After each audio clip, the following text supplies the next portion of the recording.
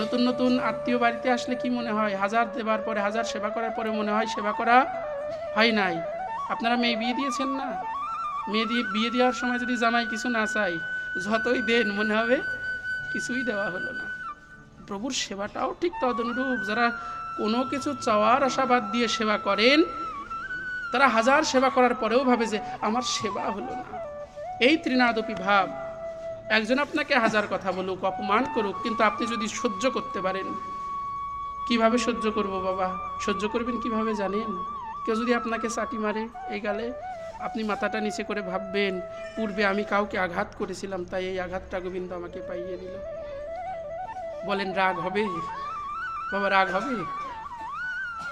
আপনার কোনো সম্পদ হারিয়ে গেছে, ভাববেন আমিও কারো সম্পদ ছিনিয়ে নিয়েছিলাম, তাই প্রভু আমার সম্পদটা ছিনিয়ে নিল। দুঃখ নাই, দুঃখ নাই প্রভু, দুঃখ নাই। নাও নাও নাও, তোমার যদি নিতে ইচ্ছা হয় নিয়ে তুমি খুশি থাকলে নাও, কোনো কোনো কোনো ক্ষতি নাই। এই যে ত্রিনাদপি ভাব।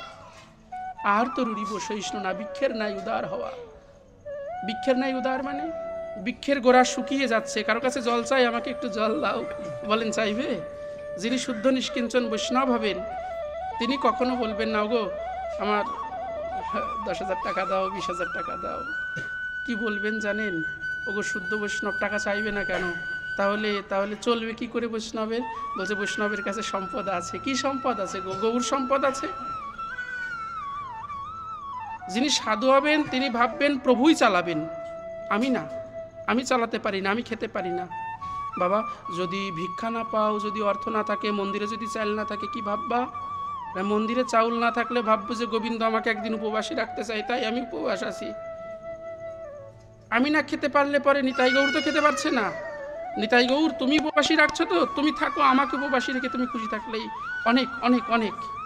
এই যে ভিক্ষের নাই উদারতা, এটা রাখতে হবে ভিতরে বাবা। বৃক্ষকে কাটলে বৃক্ষ কোনো কথা বলে? কোনো কথা বলে না। বৈষ্ণবকে, বৈষ্ণব তিনি যাকে 1000 আঘাত করবার পরেও তিনি বলেন এর কল্যাণ হোক, এর মঙ্গল হোক। ভগবান তুমি একে কৃপা করো, তুমি একে প্রভু কৃপা করো। কেন কেন কেন কেন কেন? আঘাত দিলে তো কৃপা করবার কথা বলার না। বলেন বৈষ্ণব যিনি হবেন তাকে যে যাই দিক সে তাই গ্রহণ করবে। আরে ওর ভিতরে আসেই অশ্রদ্ধা, ও আমাকে ভক্তি দেবে কি করে?